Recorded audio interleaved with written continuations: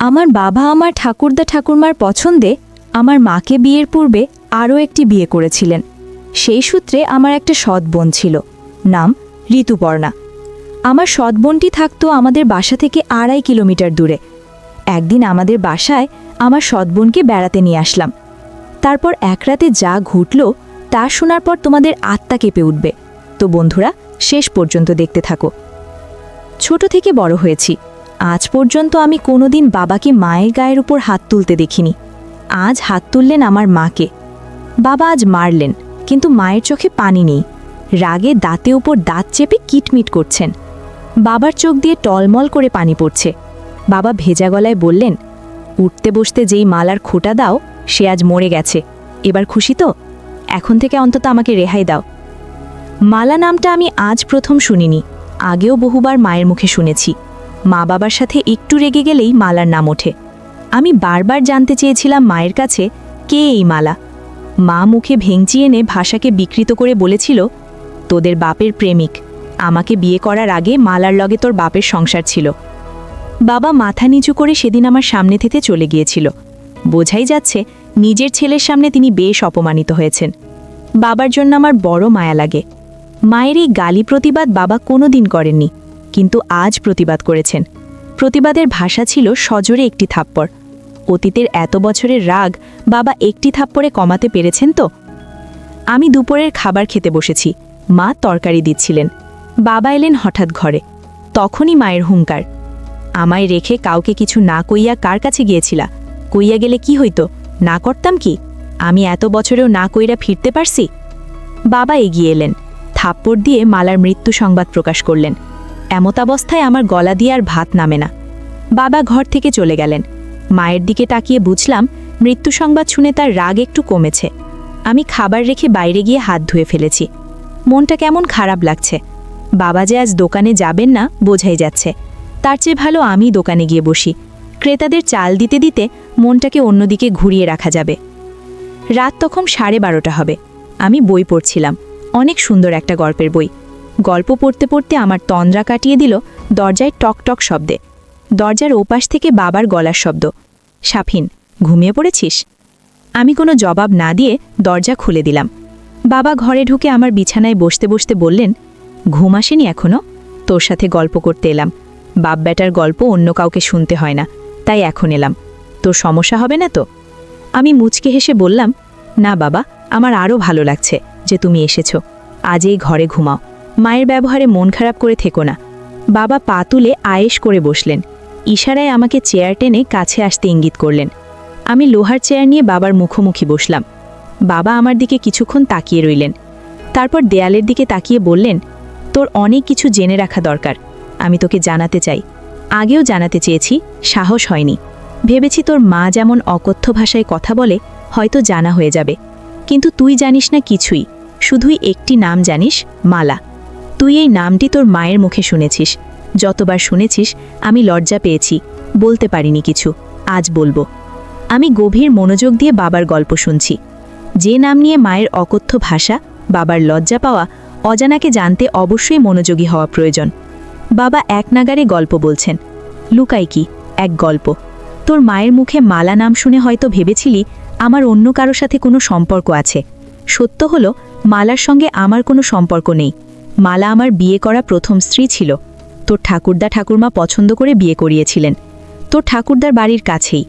আমরা যে এত বছর ধরে তোর ঠাকুরদা ঠাকুরমাকে রেখে শহরে থাকি, তার একটি কারণ এই মালা। তোকে নিয়ে যে প্রতিবার তোর ঠাকুরদার বাড়ি যেতাম, আমি তোর সাথে সাথে থাকতাম, যেন আমাদের গ্রামের কারো কাছ থেকে এই বিষয়ে কিছু শুনতে না হয়। তোর খারাপ লাগতে পারে শুনলে। তোর ঠাকুরদা ঠাকুরমা মারা যাওয়ার পর গ্রামে খুব তেমন একটা যাই না। তোর মা সব জানে, তবুও তোকে বলেনি যে আমি আগেও একটি বিয়ে করেছিলাম। আমার আর মালার একটি সন্তানও আছে, নাম ঋতুপর্ণা, তোর সৎ বোন। ঋতুপর্ণার নামটাও বাংলার 12 মাসের একটা নাম। তোর মা আমার দ্বিতীয় স্ত্রী। সে যাই হোক, মালার সাথে বৈবাহিক সম্পর্ক শেষ হওয়ার পর সে পরবর্তীতে আবার বিয়ে করে এক মাদ্রাসার শিক্ষককে, তোর ঠাকুরদার বাড়ি থেকে কয়েকটা গ্রাম ওপারে। 9 বছর সংসার করলেও আর কোনো সন্তানাদি হয়নি। উনি মারা গেলেন হঠাৎ করেই। আমি সব খুঁজে রাখতাম। রাখার কারণ, ঋতুপর্ণা আমার মেয়ে। আমি তাকে আমার কাছে রাখতে পারিনি। উনি মারা যাওয়ার পর সেই সংসারে টানাটানি অবস্থা। আল্লাহ আমাকে যথেষ্ট দিয়েছেন, কয়েকটা সংসার চালানোর তৌফিক দিয়েছেন। আমি প্রতি মাসেই যাই সেই এলাকায়। কাউকে দিয়ে খবর পাঠালে ঋতুপর্ণা আসে। বাবা বলে এসে জড়িয়ে ধরে, কত বায়না তার। আমি আসার সময় পুরো মাসের খরচ দিয়ে আসি ঋতুপর্ণার হাতে। তোর মা এসব জানে, আমি গোপন করি না তোর মায়ের কাছে। আমি ঋতুপর্ণার জন্মদাতা, সে আমার কাছে মেয়ে হিসাবে পাও না। আমি তাদের বলি, আমি ঋতুপর্ণার মায়ের সাথে দেখা করি না, দেখা করাটা বেমানান, কে মন্দ বলবে, তাই লোক মারফত ঋতুপর্ণাকে ডেকে আনি। আর এখন তো সরকারি কলেজে অনার্স শেষ করবে এই বছর, এখন তো কলেজে গেলেই মেয়ের সাথে দেখা করতে পারি। কিন্তু ওই যে, আমি তোর মায়ের কাছে কোনো কিছু লুকাই না। তোর মা মনে করে আমি হয়তো ঋতুপর্ণার মায়ের সাথে দেখা করি, এজন্যই রাগের মাথায় বেশ কিছু কথা শোনায়। এতে আমার খারাপ লাগে না, শুনতে শুনতে অভ্যাস হয়ে গেছে। কিন্তু বাবা, 1 মিনিট। আমি বাবাকে থামিয়ে প্রশ্ন করলাম, এত বড় জীবনের ঘটিত বিষয়টা মায়ের কাছেও লুকিয়ে রাখো, তাহলে আমি শুনলে কি সমস্যা? বাবা উত্তরে বললেন, আসলে আমি চেয়েছিলাম তুই বড় হলে সব বলবো। তোর মানসিক বেড়ে ওঠায় মস্তিষ্কে কোনো প্রভাব পড়ুক সেটা চাইতাম না। কিন্তু ভুলে গিয়েছিলাম, যথেষ্ট বড় হয়েছিস। মাধ্যমিক পরীক্ষা দিয়ে আর পড়ে না। ঋতুপর্ণা শুনেও কষ্ট পেয়েছে। ও হ্যাঁ, ঋতুপর্ণা কয়েকবার বলেছিল তোকে সব জানাতে, আমি সাহস পাইনি। তবে বিশ্বাস কর, ঋতুপর্ণার মায়ের সাথে আমি দেখা করতাম না কখনো। কিন্তু আজ মৃত্যু সংবাদ শুনে না গিয়ে থাকতে পারিনি। তার উপর তোর মায়ের এমন কথাটুকু সহ্য হয়নি। আমার কোনো ভাই বোন নেই, এমন একটি আক্ষেপ ছিল সব সময়। আজ বাবার মুখে শুনলাম আমার একটি বোনও আছে, আমার বড় আপু, নাম ঋতুপর্ণা। কোনোদিন দেখিনি। বাবা দেয়ালের দিকে তাকিয়ে আছেন, চোখ দুটো জ্বলছে। মালা নামের মানুষটির জন্য বাবার চোখে পানি থাকাটা স্বাভাবিক।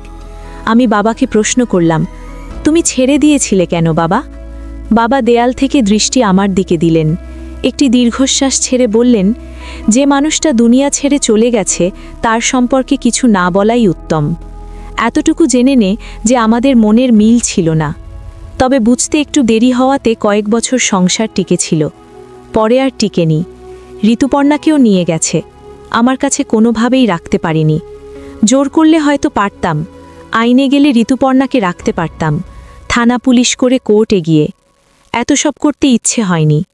আমি কিছু বলতে যাব তার আগেই বাবা কিভাবে যেন প্রসঙ্গ পাল্টে ফেললেন।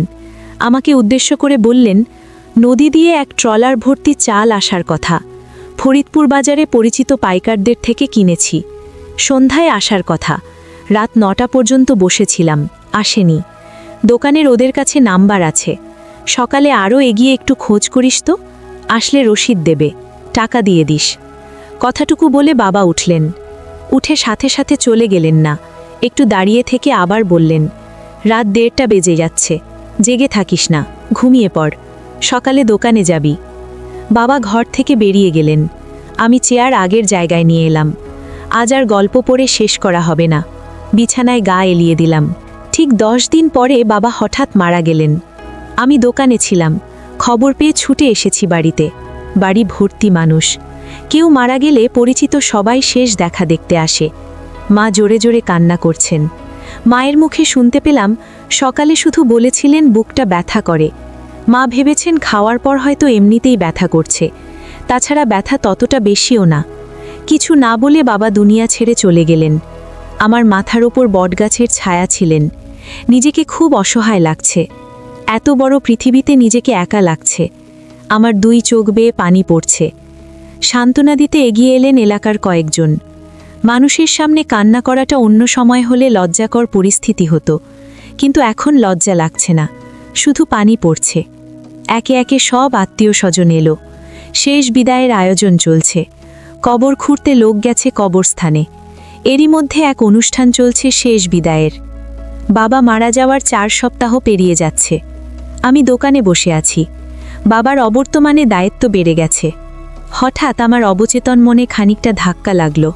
ঋতুপর্ণা, আমার একমাত্র বোন। বাবা মরেছে, তাকে তো খবর দেওয়া হয়নি।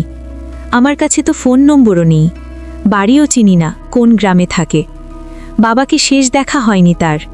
এটা তো তার প্রতি আমার সবচেয়ে বড় অন্যায় হয়েছে। মায়ের কাছে কি আপুর বাড়ির ঠিকানা আছে? না, মাকে কিছু বলা যাবে না। ঠাকুরদার বাড়ির কেউ কি জানে? ভাবতে ভাবতে হঠাৎ মনে পড়ল, বাবা বলেছিলেন ঋতুপর্ণা আপু ঢাকা সরকারি কলেজ থেকে এবার স্নাতকোত্তর শেষ করবেন। আমি বসা থেকে উঠে দাঁড়ালাম। একটা মহা ভুল হয়ে গেল।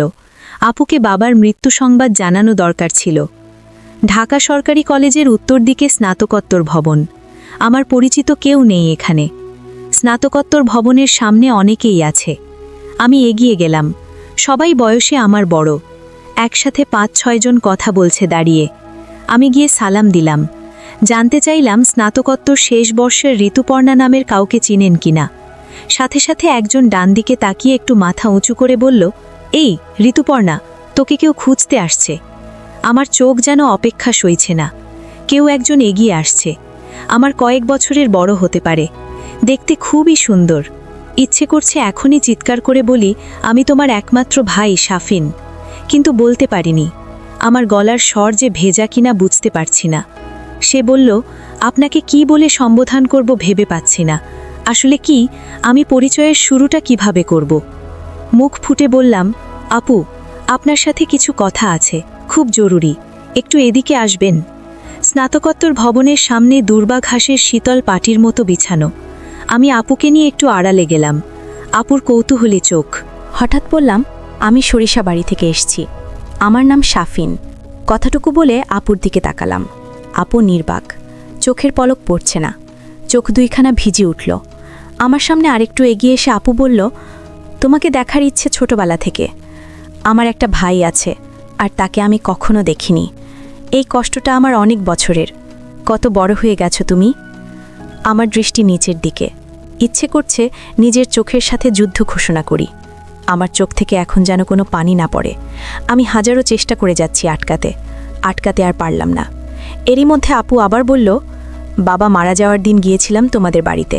দোকান থেকে সোহেল নামের কেউ একজন ফোন করেছিল। তোমাদের বাড়ির ঠিকানা নিয়ে গিয়েছিলাম। আধা ঘন্টার মতো ছিলাম। সবাই কান্না করছে, মানুষের ভিড়। আমিও বাবার মুখখানি শেষবারের মতো দেখে নিয়েছি। দেখে কান্নাও করেছি। কিন্তু কেউ জানে না আমি কে। তোমাকেও খুঁজেছি, জিজ্ঞেস করিনি কারো কাছে। কে কবর খুঁড়তে গেল, কে বাজারে গেল, এসব বলার সময় শুনলাম তোমার নাম। কেউ একজন বলছে শাফিন কাপড় কিনতে গেছে। আমি আর সেখানে থাকিনি, চলে এসছি। মাথা তুলে তাকাতে খুব ইচ্ছে করছে, কিন্তু চোখের পানি লুকাতে পারবো না। আপু আমার চোখের পানি মুছে দিচ্ছেন। বড় বোনের বুঝি এত মমতা থাকে, এত দাম থাকে? আপু আমার চোখের পানি মুছে দিয়ে বললেন, তুমি ছোট হলেও এখন তোমার দায়িত্ব অনেক।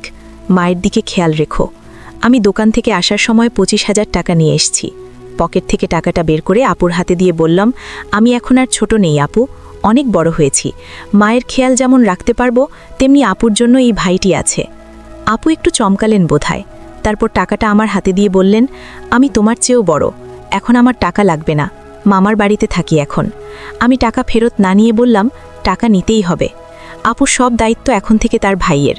বাবা শুধু আমার একার নয়, তোমারও বাবা, তোমারও অধিকার আছে। আমাকে শুধু আপু ডাকতে দিও, বঞ্চিত করো না। স্নাতকোত্তর ভবন সাক্ষী হচ্ছে দুই ভাই বোনের চোখ থেকে গড়িয়ে পড়া পানির। সামনে এগোচ্ছি। দোকানে যেতে হবে, দোকান থেকে বাড়িতে। মা কয়েকদিন ধরে একা থাকে। মায়ের কাছাকাছি থাকাটা দরকার, গল্প করা দরকার। সব দায়িত্ব এখন আমাকে পালন করতে হবে। রিকশায় উঠে কিছু দূর এসে পেছন ফিরে দেখি আপু তখনও আমার চলে আসা দাঁড়িয়ে দেখছে, যেন ভাইকে বিদায় দিতে মন যাচ্ছে না তার। কিছুদিন পর আমি আপুকে বললাম, আপু, তোমাকে আমাদের বাড়িতে নিয়ে যেতে আসলাম। কিছুদিনের জন্য আমাদের বাড়িতে চলো, একটু ঘুরে ফিরে আসো, ভালো লাগবে তোমার। আপু বলল, আমি তোমাদের বাড়িতে গেলে তোমার মা, অর্থাৎ আমার সৎ মা, আমাকে দেখে সহ্য করতে পারবে না। আমি বললাম, আরে না আপু, কিছু হবে না, তুমি এসব কথা বাদ দিয়ে চলো আমার সাথে।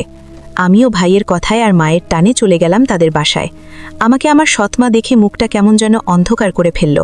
আমি এতে কিছু মনে করলাম না, এটা আমি স্বাভাবিকভাবেই নিলাম। ব্যাপারটা, বাবা মারা যাওয়ায় মায়ের কষ্টটা অনেক বেড়ে গেছে। আপু, আমি তোমাকে এখন থেকে কষ্ট করতে দেব না। যা প্রয়োজন তুমি আমার কাছে চাইবে, আমি দেব। কারণ আমার একটা মমতাময়ী বোন আছে, আমি তা জানতাম না। আমার বাবার মৃত্যুর কিছুদিন আগে আমার কাছে বলেছে তোমার কথা, তাই আমি জানতে পারলাম যে আমার একটা বোন আছে। আজ আমি অনেক খুশি এমন একটা বোন পেয়ে। আমার মা আমার সাথে বলতো, তোর কোনো ভাই বোন নেই, কিন্তু বাবা আমাকে মৃত্যুর আগে বলে গেল। বাবা এতটা দায়িত্বশীল ছিল যে আমাকে কোনোদিন কষ্ট কী জিনিস বুঝতে দেয়নি। জানো আপু, আমার মা আমার বাবাকে প্রতিদিন খারাপ কথা বলতো। এর একটাই কারণ, বাবা তোমার সাথে দেখা করত, আর এটা বাবা আমাকে বলে গেছে। বাবা কোনোদিন মায়ের এসব কথায় রাগ করেনি। এসব গল্প করছিলাম, হঠাৎ মায়ের ডাক পড়ল, কিরে তোরা খেতে আয়। আমি টেবিলে গিয়ে বসে খাবার শেষ করলাম। তারপর আমার রুমে আমার শ্রদ্ধেয় বড় বোনকে নিয়ে সুখ দুঃখের গল্প করছিলাম অনেকক্ষণ ধরে। আমার মা চাইতো না আমি আমার বোনের সাথে গল্প করি, বোনকে লেখাপড়া করার জন্য সাহায্য করি। আমার মা আমাদের দুজনকে গল্প করতে দেখে পাড়ার মানুষকে নিয়ে আসলেন আর বললেন, দেখো তোমরা সবাই, আমার ছেলেকেও ঋতুপর্ণা জাদু করে ফেলেছে। আমার ছেলে আমার কোনো কথাই শোনে না, আগে শুনতো। আমি মাকে বললাম, না তুমি এ কি বলছো? আমার বোনকে তুমি এত মিথ্যা অপবাদ দিচ্ছ। মা, তুমি এতটা নীচ হতে পারলে কিভাবে? আমি আমার শ্রদ্ধেয় বড় বোনকে নিয়ে আসলাম আমাদের বাড়িতে কিছুদিন বেড়াতে, আর তুমি কিনা আমাদের মিথ্যা অপবাদ দিচ্ছ? মা, আমি ভাবতেই পারছি না। গ্রামের মানুষও কুসংস্কারে বিশ্বাস করত, আর তাই তারা ভেবে নিল আমার বোনের সাথে কিছু একটা হয়েছে আমার। তারপর আমি গ্রামের মানুষের সামনে কেঁদে কেঁদে বললাম, আপনারা প্লিজ আমার মায়ের কথা বিশ্বাস করবেন না। আমার বোন বলতে লাগলো, আমি একটা শিক্ষিত মেয়ে, আমার মৃত বাবার সন্তান, সে আমার ছোট ভাই, তাকে নিয়ে আমি অন্য কিছু ভাববো? এটা আপনারা কি করে ভাবলেন? আপু আর আমার কথা শুনে গ্রামের মানুষ বিশ্বাস করলো আমাদের, কিন্তু মিথ্যা অপবাদ দিল কেন? আর গ্রামের মানুষও জানতো আমার মা বাবার সাথে প্রতিদিন গণ্ডগোল করত, অথচ বাবার কোনো দোষ ছিল না। তাই গ্রামের মানুষ খুব সহজেই আমার বোনের কথা বিশ্বাস করে নিল। তার জন্য গ্রামের মানুষ আমার মাকে শাস্তি হিসেবে 2 মাসের জেল খাটতে দিয়েছিল। তো বন্ধুরা, আজকে এই পর্যন্তই। ভিডিওটি দেখার পর যদি তোমাদের ভালো লাগে তাহলে অবশ্যই একটি লাইক করবে এবং মন্তব্য করে তোমাদের মতামত জানাবে, আর চ্যানেলটি সাবস্ক্রাইব করে সাথেই থাকবে। ধন্যবাদ।